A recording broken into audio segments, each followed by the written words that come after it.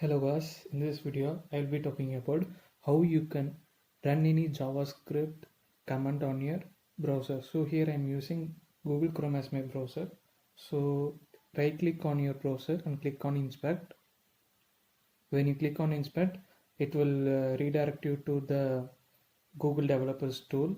So in the top right corner, click on console and you can see a blank screen is opened and you can run any command on that screen. Let me print some numerical values. So 2 plus 5 and let me print some string. So console.log and hello. So we have successfully